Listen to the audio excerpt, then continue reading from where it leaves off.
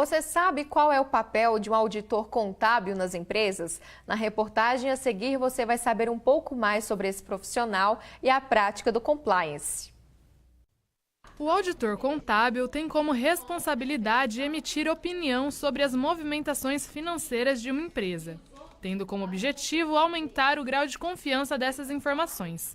O professor Vidigal Martins fala sobre a importância desse profissional nas empresas. O profissional de auditoria, ele é um profissional de grande destaque porque ele, quando está fazendo o seu trabalho dentro da empresa, ele assegura a melhoria dos controles internos, que é uma visão de um auditor interno dentro da empresa. Agora, nós temos uma visão do auditor independente, que tem como finalidade expressar uma opinião sobre o conjunto de demonstrações contábeis da empresa que são levados ao público em geral. Vidigal também explica qual é o produto que o auditor entrega para a empresa. O auditor ele avalia todos os riscos dentro da empresa e como é que esses riscos podem afetar as distorções das demonstrações contábeis que são publicadas. E ao avaliar esses riscos, ele expressa a sua opinião. Porém, como ingrediente nesse processo de avaliação, é importante que os controles internos da empresa estejam assegurados de que a empresa não possa estar tendo possibilidade da existência de uma fraude ou de erro e que ela tenha uma boa política de compliance, porque isso consegue mitigar bastante os riscos corporativos. O termo compliance significa estar em conformidade. Esta área une o cumprimento de leis e regulamentos em que a empresa está submetida com boas práticas de ética e integridade. A gente está acostumado a ver um monte de escândalos de corrupção hoje em dia na TV e a área de compliance vem para ajudar a empresa a conhecer seus riscos e mitigar esses riscos. Então, para uma empresa não incidir em atos de corrupção, em atos antiéticos, para dar segurança para a marca da empresa, para a imagem da empresa, para quem trabalha lá dentro, para os investidores, para o mercado e para a sociedade. Mariane Camargo é advogada e atua na área de compliance de uma empresa de delivery de comida. Ela explica que a prática do compliance é nova no país. A lei anticorrupção brasileira diz que todas as empresas devem ter um programa de integridade, seja ela pequena, grande, média, seja uma entidade sem fins lucrativos.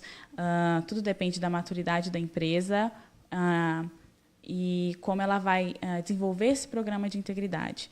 Mas todo mundo precisa desenvolver e garantir que todos os funcionários tenham uma boa conduta corporativa, uma conduta de integridade, uma conduta ética.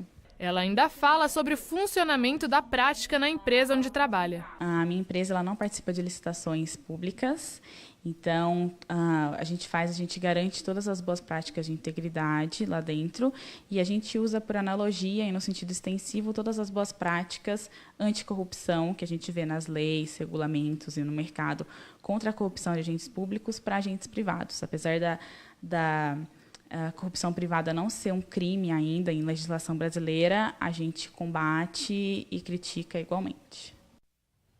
E para participar do Jornal da UFO de hoje, nós convidamos o Benito Salomão, economista. Boa noite, Benito. Bem-vindo ao Jornal da UFO. Boa noite, Gislene. Boa noite, Monique. Prazer enorme retornar aqui ao jornal. Tá certo. E também a Monique Salgado, ela é advogada tributarista e membro da Comissão de Direito Empresarial da OAB Uberlândia. Boa noite, seja bem-vinda. Obrigada, Gislene. Boa noite, Benito.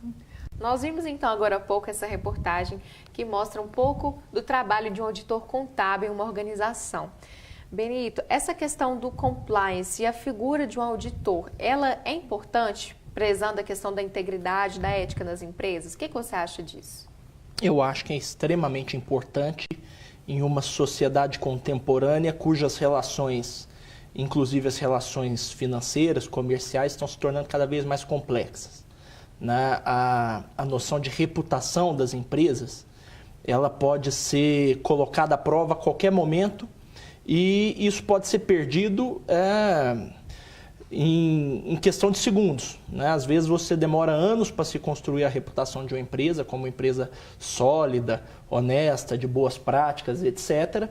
E isso pode se esvair aí em uma, digamos assim, uma notícia de jornal ou em uma postagem de Facebook. Vejamos o caso mais recente que nós tivemos no Brasil aqui, que foi o caso da Petrobras, que não atendeu aí as boas práticas de compliance, no período recente, né, no seu passado recente, e isso imprimiu um grande prejuízo para a empresa, que chegou a ser processada em foros internacionais de justiça. Até mesmo no mercado de ações houve um impacto muito grande. Sem dúvida nenhuma, né? No período mais agudo da crise da Petrobras, as suas ações chegaram a valer R$5, né? Diante do seu passado histórico ali de valores cotados próximo a R$30, né? No mercado doméstico, né? Sem contar todo o impacto negativo na comercialização das ações delas em outros mercados também, que a Petrobras é uma empresa, né, que atua em vários mercados e tem ações negociadas em várias bolsas do mundo todo. Tá certo. Nós vimos também na reportagem, a advogada comentou o seguinte: programa de integridade. Hoje isso é uma realidade quando se pensa na questão civil e criminal para as empresas, doutora Monique? As grandes empresas, elas têm se adequado, sim, à 12846 de 2013, que é a lei anticorrupção do Brasil. Elas procuraram se adequar criando ferramentas internas de aderência ao compliance. E até mesmo as empresas, ao adotarem isso, elas trazem mais transparência para o mercado. Também transparência para os seus funcionários, para os seus liderados. Os líderes começaram a adotar essas práticas que traz para a empresa o que o Benito falou, que é trazer para o mercado uma visão de honestidade daquela empresa. O que hoje, inclusive, dá confiabilidade nos negócios e ajuda a empresa economicamente. E, conforme também mencionado na reportagem, a auditoria interna, uma das ferramentas utilizadas, e a auditoria externa, que é a auditoria independente, elas garantem práticas de compliance dentro da empresa. Vamos explicar então melhor para quem está nos assistindo, compliance. Como que você interpreta a prática do compliance hoje, doutora? Bem, para entendê-lo hoje, nós precisamos recorrer um pouco ao passado. A primeira lei anticorrupção no mundo, ela surgiu de um problema nos Estados Unidos. Crimes de colarinho branco que estavam envolvendo ali grandes autoridades do governo na década de 70. Então surgiu a primeira lei anticorrupção no mundo, que é de 1977. Então, o direito, a gente fala muito isso, né? O direito, ele normatiza o que a sociedade está emanando de desejo. E foi isso mesmo que aconteceu com o compliance. Também houve um grande problema com a Enron, que é uma grande empresa, foi uma grande empresa nos Estados Unidos, que ela acabou decorrendo a lei Sarbanes-Oxley, que é justamente aquela lei que fala da auditoria, estabeleceu normas para a auditoria independente das demonstrações financeiras, para garantir ao mercado que aquela empresa, ela seguia normas de integridade, padrões contábeis, para que ela pudesse ser valorizada conforme ela realmente é, e não com fraudes e simulações. E no Brasil, 36 anos depois de 1977, da primeira lei anticorrupção, a gente teve a promulgação da 12846 de 2013, que também foi um anseio da população, da nossa sociedade, com escândalos de corrupção, Mensalão, com Petrobras, grandes escândalos, e agora atualmente a Lava Jato, surgiu esse anseio, até mesmo para dar segurança aos investidores externos e internos que estão depositando a sua confiança e o seu dinheiro em empresas que são realmente honestas ou que praticam normas contábeis que garantam o seu resultado. E por isso, então, aí você passa a envolver a sociedade por inteiro. Hoje, você procura uma empresa, você até mesmo para trabalhar, seja uma empresa para investir, você vê o histórico da empresa, a solidez dela no mercado. E a solidez dela no mercado agora não vai ser vista apenas pelos seus resultados financeiros, mas sim pelas suas práticas que garantam a transparência, a integridade, a ética empresarial. Então, isso é muito importante na sociedade atual. Interessante você ter tocado num ponto que é a questão da confiança, a reputação e a confiança de uma marca, como você explicou também, Benito, leva muito tempo a ser construída. E como que fica, então, uma empresa diante de um escândalo, por exemplo? Isso pode prejudicar a organização? O compliance, ele vem como um aliado ou talvez aí ele pode prejudicar? Como que você enxerga essa questão enquanto economista? Não, acho que prejudicar de forma nenhuma, né? A transparência, ela apenas ajuda, né, quem trabalha da maneira correta. né? Quem trabalha, eu gosto de utilizar o compliance, né? Um resumo do que seria o compliance como a regra do jogo. Né? Se você respeita a regra do jogo, você não tem do que reclamar, né? Das práticas de compliance. Quem vai reclamar? Quem não respeita, quem tenta burlar, quem busca atalhos. Né? E hoje o que nós vemos na sociedade contemporânea é que, às vezes, no afã de se obter lucro ou vantagens de curto prazo, né, muitos agentes econômicos acabam sendo seduzidos, né, por práticas ilícitas. Né? E isso, evidentemente, aumenta essa demanda, né, dos demais participantes nesse mercado por regras do jogo mais claras. Então, e a ideia do compliance ela vem somar isso. Né? No mercado financeiro, isso é muito comum. Né? Então, no mercado financeiro, essas auditorias já são obrigatórias, você é obrigado a publicar balanços, tornar isso público em diversos canais de publicação. Por quê?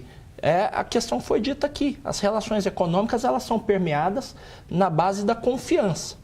Né? Se você cria um ambiente de desconfiança na sociedade, automaticamente o custo econômico disso, em termos de negócios que deixam de ser gerados, isso passa a ser muito prejudicial. E isso passa a interferir até em termos agregados na economia. Então, quando nós vemos aqui, né, uma crise econômica tal qual nós vivenciamos no Brasil recentemente, e não só no Brasil, eu estava recentemente em países vizinhos como Uruguai e Argentina, você percebe que, em grande medida, essas economias não deslancham em termos da sua capacidade de criar riqueza pela falta do fator confiança. Né? Aqui, de certa forma, menos grave do que lá. Né? Lá o nível de desconfiança chegou num ponto que nem na própria moeda eles confiam mais. Quem dirá nas empresas que atuam nesse mercado. Então, todo o esforço no sentido de dar transparência e de normatizar condutas, porque a ideia do compliance não é simplesmente também você dar transparência à ação da empresa. É você incentivar, né? E como economista neoclássico que sou, os agentes respondem a incentivos. Você criar um incentivo para que esse agente não transgrida a regra e não venha aí gerar prejuízos, externalidades a terceiros. Né? Seria interessante. Isso. Dentro dessa proposta, no caso, a legislação também prevê, doutora, a ética dentro das empresas também, porque a transparência, às vezes, ela é feita com a comunidade externa, por exemplo. Mas, às vezes, internamente, como que isso é visto? A legislação tem algo específico para tratar a ética empresarial também, a conduta, o cumprimento das normas, por exemplo, entre colaboradores, entre gestores? Nós tivemos vários tratados internacionais, que inclusive o Brasil é signatário, OCDE, no âmbito da ONU, convenções internacionais europeias, no transcorrer dos anos aí. Mas no Brasil, a gente teve um marco, que é a Lei 12.846 de 2013. Ela trouxe um marco muito importante, inclusive com a obrigatoriedade do programa de integridade. E as empresas, elas têm feito valer jus à lei. Elas têm... principalmente grandes empresas, pequenas empresas têm mais dificuldades em se estabelecer programas de compliance. Mas as grandes empresas, elas têm sim implantado, junto com um outro pilar que é muito importante, a governança corporativa. A governança corporativa e o compliance, eles são dois aliados. Por quê? Existe um termo utilizado que é o tom da liderança. Para que uma empresa ela faça adesão às práticas de compliance, é necessário que um líder dissemine isso. A empresa, assim como a sociedade, é retrato da sua liderança. Se a sua liderança, ela começa a não apenas falar, mas agir de modo ético, honesto, íntegro, os demais profissionais, eles serão afetados. E dentre essas práticas de compliance que são instaladas dentro das empresas, nós temos as políticas internas, que são feitas, o código de conduta, um pilar muito importante, o código da conduta da empresa, a identidade da empresa. Quando a empresa ela elabora o seu código de conduta, ela elabora a sua missão, a sua visão, trazendo esses pilares do compliance, esses princípios de compliance, a disseminação dentro do ambiente profissional, ele é muito mais eficaz. Além disso, haverão instrumentos dentro da empresa que vão ajudá-la a atuar, como, por exemplo, canais de denúncia, ouvidorias? Grandes empresas têm canais de ouvidorias para denúncias contra práticas de assédio moral, práticas de assédio sexual, práticas de fraudes, de sonegações. Porque quando a gente fala compliance, eu não falo apenas do mercado financeiro. Eu estou falando princípios éticos e morais dentro da empresa como um todo. Inclusive nas relações profissionais também, trabalhistas. Nós estamos falando de uma relação que a empresa ela vai passar, a sua essência, ela vai ser ético, honesto. Ela vai ter esses princípios dentro de si para passar ali dentro das regras de compliance. Certo. Daqui a pouco, então, a gente continua a nossa conversa. Falando, então, sobre o mercado de trabalho, vamos conferir algumas vagas oferecidas pelo Cine Uberlândia.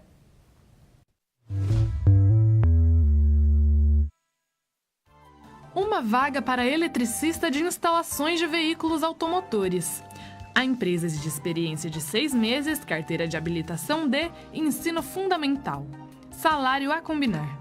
Oportunidade para vidraceiro. É preciso ter experiência de 6 meses, ensino fundamental e carteira de habilitação B. O salário é de R$ 1.200. 3 vagas para cabista. A remuneração é de R$ 1.500. Para concorrer à vaga, é preciso ter concluído o ensino fundamental, ter experiência de 6 meses e carteira de habilitação B. Oportunidade para técnico químico, salário de R$ 1.300. A empresa exige experiência de 6 meses e curso técnico na área. Vaga para controlador de serviços. É necessário que o candidato tenha ensino médio completo e experiência de 6 meses na área. O salário é de R$ 1.109. Oportunidade para auxiliar administrativo.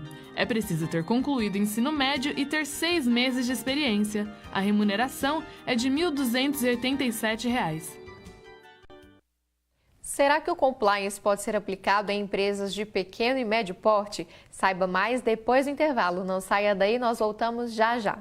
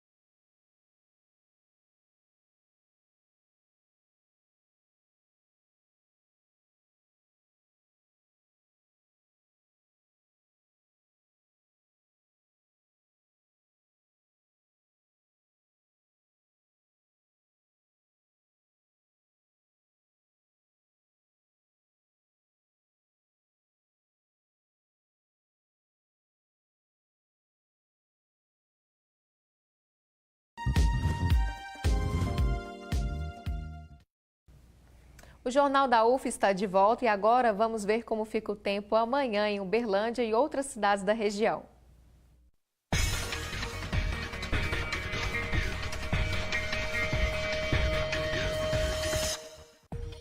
Tire o casaco do armário, porque a quarta-feira em Uberlândia deve ser chuvosa e com temperaturas mais baixas, mínima de 18 e máxima de 23 graus. Em Patos de Minas, a previsão é a mesma, 90% de possibilidade de chuva, máxima de 23 e mínima de 18 graus. Em Ituiutaba também não dá para esquecer o guarda-chuva, hein? Mas as temperaturas são mais altas, mínima de 20 e máxima de 26 graus. E a previsão também é de frio e chuva em Monte Carmelo, com mínima de 18 graus e máxima de 22. Em São Gotardo, a possibilidade de chover é de 73%, com máxima de 25 e mínima de 18 graus. Na edição de hoje, o tema do nosso bate-papo é compliance. No primeiro bloco, nós explicamos que o compliance surge nos Estados Unidos. Mas será que no Brasil é uma tendência que veio para ficar? A nossa equipe conversou com especialistas sobre o assunto. Olha só. Compliance veio para ficar, tenho certeza disso. Ele existe nos Estados Unidos desde a década de 70. Depois da Lei Anticorrupção Brasileira de 2013, ele veio com mais força, Lava Jato, isso tudo ajudou. Não só porque as empresas viram isso como uma necessidade, mas também porque a lei dá benefícios para as empresas ou pessoas que têm programas de compliance claros e robustos. Então eu vejo como uma coisa que veio para ficar. Eu acho que as corporações do futuro, elas não vão prosperar se não tiverem um programa claro, robusto e eficaz de compliance. Inclusive, arrisco dizer que se as empresas futuramente não tiverem um departamento focado nisso, elas não vão conseguir contratar com outras empresas que têm. Porque a gente está chegando num ponto que isso está virando parte quase que do core business de muitas empresas. Benito, você concorda com o Emir nesse sentido que no futuro, ou então muito em breve, as empresas deverão ter departamentos específicos de compliance para olhar mais de perto essa questão? Eu acho que no horizonte das grandes empresas, sim. Nada, sem dúvida nenhuma. A adoção de práticas por uma certa empresa chamada líder, ela vai, de certa forma, transbordar para demais empresas ali que fornecem bens e serviços para essa empresa que adotou. Isso acaba sendo um pouco uma exigência, né, desse mercado aí. Nosso grande desafio, eu penso que seja transbordar isso para o universo das médias, micro, pequenas e microempreendedores individuais. E aí, já tentando tratar o assunto de uma forma um pouco mais ampla. A falta de compliance, ela, de certa forma, reflete um pouco uma precariedade da nossa educação empresarial, né? Isso fica muito latente quando nós vamos para empresas de pequeno porte, microempresas, né, microempreendedores individuais ali, cuja preocupação principal do negócio é sobreviver, né? Então, muitas vezes, essa capacitação empresarial na forma de utilização de técnicas contábeis mais sofisticadas, de práticas financeiras mais adequadas ao momento atual, evitando desperdícios, etc. E a própria ideia de uma postura ética, de uma postura honesta frente aos seus consumidores e aos seus fornecedores, a gente ainda vê muito isso nas micro e pequenas empresas. Talvez não por responsabilidade delas, volto a dizer, né, no turbilhão de problemas ali que uma microempresa, uma pequena empresa às vezes atravessa, às vezes essas questões acabam sendo relegadas ao segundo plano, o que é uma pena, né, porque no resto do mundo, micro e pequenas empresas também são competitivas, também são inovadoras e, eventualmente, também se preocupam com a sua postura ética. Por quê? Porque almejam um dia ser grandes, né? Então, se uma pequena empresa, uma microempresa, deseja um dia se tornar uma grande empresa, pequenas práticas na sua conduta diária, não só administrativamente falando, mas também na sua postura ética frente à comunidade e na sua responsabilidade social, né, isso pode ser, de certa forma, um fator condicionante a isso.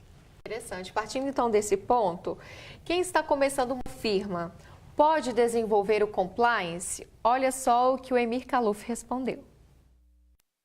Bom, eu acho que obviamente, nem toda empresa tem os recursos financeiros para ter um super compliance estruturado, mas eu acho que se eu pudesse dar uma dica, é sempre assim, buscar na própria empresa a maior transparência possível, né? Confiando sempre um pouco no bom senso, mas pensando um pouco, é uma pergunta simples, mas acho que resume muito. Se o que eu estou fazendo, ou o que eu estou escrevendo, se eu estivesse na página de um jornal, eu estaria confortável com isso? Se a resposta for não, provavelmente você está fazendo uma coisa que não é compliance. Então, assim, eu acho que isso a gente tem que realmente fazer essa autocrítica e saber quando é o momento de assumir erros e também, enfim, quando você encontrar erros em sua empresa, tem que ter consequências. Não adianta você passar a mão na cabeça sempre. Monique, essa é uma questão delicada, né? Porque às vezes a empresa reconhece que precisa mudar em alguns aspectos, mas começar essa mudança é difícil. O que você orienta às empresas, aos empresários nesse caso? Realmente, os pequenos, médios empresários, eles têm bastante dificuldade de ter uma área para compliance, que é importante que se tenha uma área que pense compliance. Mas, para eles, a dica dada pelo advogado é muito importante. Por quê? Se você começa a pensar compliance desde pequeno, quando você vai crescendo e galgando ali, você já vai estar galgando em conformidade. É uma grande dificuldade no Brasil, porque no Brasil nós temos pequenas e médias empresas de grandes empreendedores, mas desconhecedores da lei. E estar compliance é estar em conformidade com a lei. Então eles precisam de consultorias, de auxílios, de empresas que prestam esse tipo de serviço para eles, porque internamente o custo é muito alto para manter uma área dessa. Então eles precisarão, num futuro próximo, estar bem atentos a com quem eu posso contar para me auxiliar na interpretação e colocar em prática dentro da minha empresa o compliance.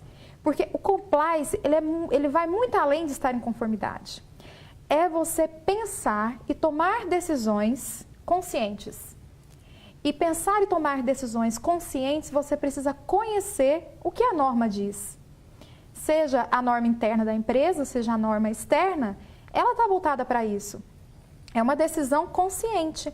Olha, eu vou tomar a decisão de fazer a contratação de um fornecedor ou de participar de uma licitação, sabendo que estou compliance, o fornecedor está compliance, e isso, ele inclusive vai peneirar o mercado, conforme falado também, porque futuramente, em um futuro próximo, as contratações, seja de pequena, média empresa com poder público, o poder público já é assim, ou com poder privado em breve, com as empresas privadas, vai passar por isso. Você tem normas de compliance dentro da sua empresa? O que você faz para garantir o compliance? Tá certo. Então, é com essas reflexões que nós encerramos o Jornal da UFO de hoje. Infelizmente, nosso tempo chegou ao fim.